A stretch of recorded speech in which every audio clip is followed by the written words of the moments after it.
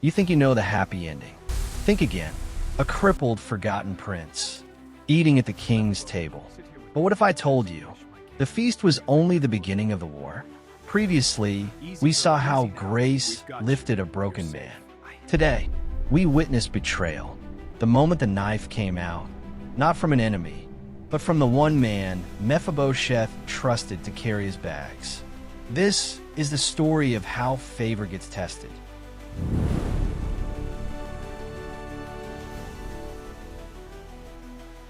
If you're joining us for the first time, here's what you missed.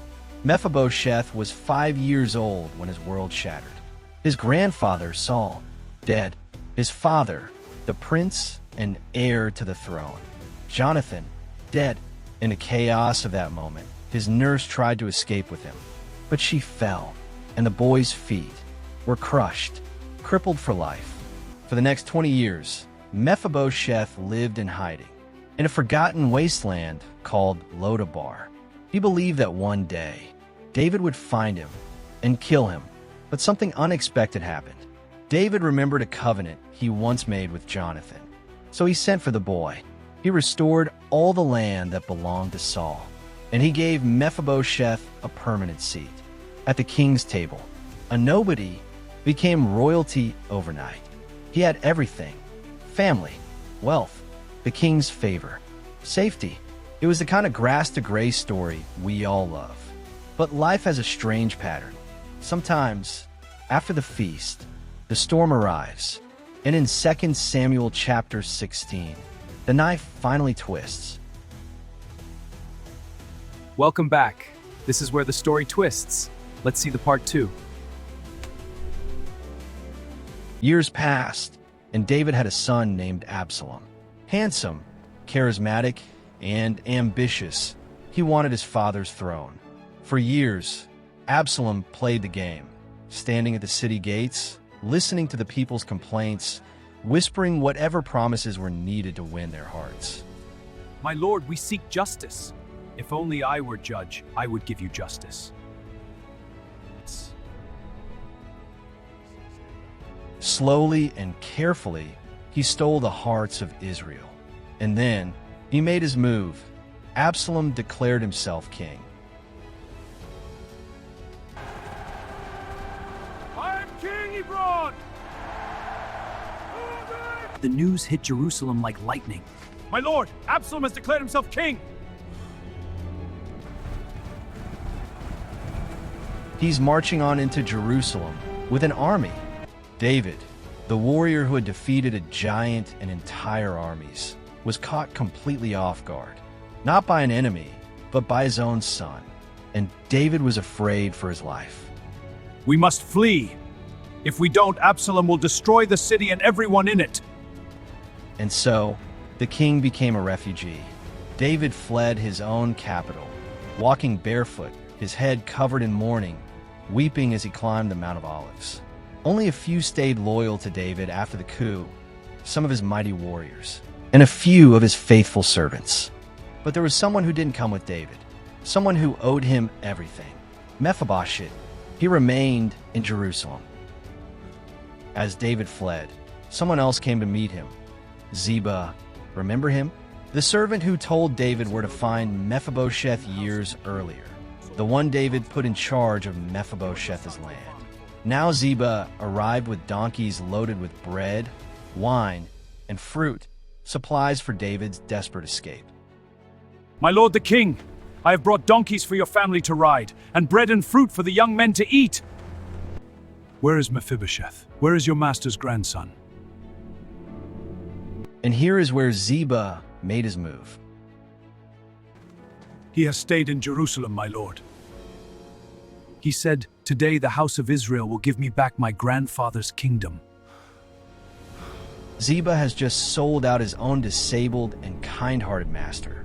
He told David that Mephibosheth, the man David rescued, adopted, and seated at his table as a son, had betrayed him.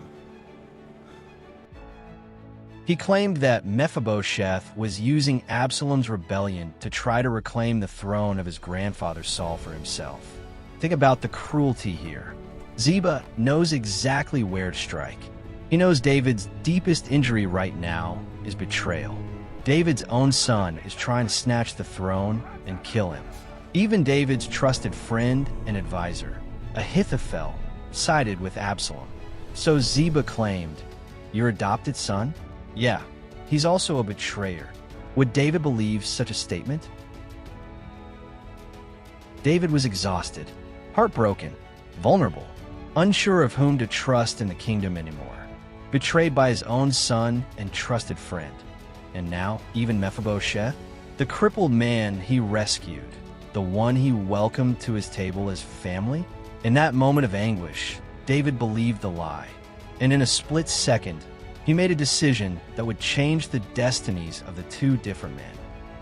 Ziba, all that belonged to Mephibosheth is now yours. I humbly bow before you, my lord the king. With one lie, Ziba gained everything, and Mephibosheth lost it all. In one sentence, David just condemned an innocent man, rewarded a liar, and gave away a kingdom's worth of land, without trial, without evidence, without even asking Mephibosheth. Why? Because David was vulnerable. But here's the thing. Mephibosheth had no idea what Ziba had just done. He didn't know he had been accused. He didn't know he had been condemned. He didn't know everything had been taken from him. He just knew the king was gone. But the rebellion didn't last. Absalom's army was defeated. Absalom himself was killed. His famous hair became the trap that ended him. David returned to Jerusalem, victorious but broken. He had won back his kingdom, but he had lost his son. And then someone pushed through the crowd, Mephibosheth. But he looked terrible. He hadn't trimmed his beard. He hadn't washed his clothes. He hadn't cared for his feet from the day David left until the day David returned. His appearance was that of a man in sincere mourning. Mephibosheth mourned David's absence like he mourned a death. See the difference? Ziba looked perfect when he met the king, clean, with gifts, while Mephibosheth looked like a disaster. And finally, David confronted Mephibosheth. Mephibosheth, why didn't you come with me? My lord the king, my servant deceived me. I said to him, saddle the donkey so I can go with the king. I'm crippled, I can't travel without help. But Ziba, he left me. And then he lied against me to you, my lord. But my lord the king is like an angel of God. Do whatever you think is right. All my grandfather's family deserve nothing but death from you. Yet you gave me a place at your table. What right do I have to make any more appeals? Can you feel the pain? He wanted to go. He physically couldn't. And the one man he asked for help, he used his disability against him. What more? Mephibosheth said, despite the harsh decision of David, though he was declared guilty without a trial, though he lost everything to false accusations, still Mephibosheth referred to David as an angel of the true God. Mephibosheth didn't ask for justice, but he said whatever the king thinks is right. He remembered the king's goodness upon him and accepted whatever judgment was passed on. What a man, what a man. Now, David looked at Mephibosheth, and he looked sincere. But David was stuck. He made a promise to Ziba. He gave the land away. In the ancient world, kings rarely reversed their statements. So what would he do? David looked at Mephibosheth and saw the truth. This man had been loyal. Ziba had lied. And David made his ruling. Mephibosheth, you and Ziba divide the land. Divide the land? That's it? That's not full restoration. That's not fair. That's what many would think Mephibosheth should say. But Mephibosheth said what no one could ever have imagined. My lord, let Ziba take it all. It is enough that my lord the king has returned home safely. He lets the land go. Let him take it all. I don't care about the land. I don't care about the wealth. As long as my king is home, that's all that matters. A man who once had nothing doesn't cling when something is taken, because his identity is no longer tied to property. It's tied to relationship. Ziba can have the land, but never the king's favor. But Mephibosheth chose a greater portion. his relationship with the king. That was exceptional because the lands were temporary, but his relationship with the king came with more favor and would stay till the end. Indeed, Mephibosheth displayed greater wisdom.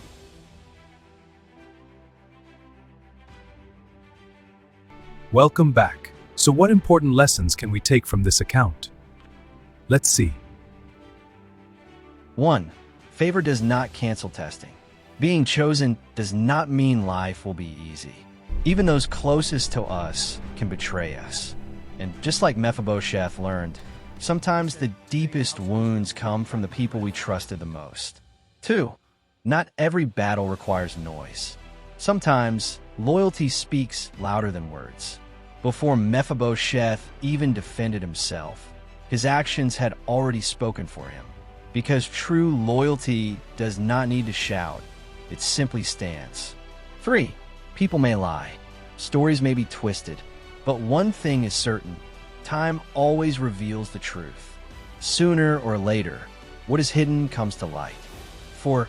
Sometimes the blessing is not in possessions. The blessing is in access. Mephibosheth understood something many people miss. He was willing to lose the land, but he refused to lose the privilege of sitting at the king's table. Never trade a lasting favor for temporary pleasure. 5. When God heals your identity, you stop fighting for validation. Mephibosheth went from hiding in Lodabar to sitting at the king's table. And even when betrayal came, he refused to lose his peace. That is transformation.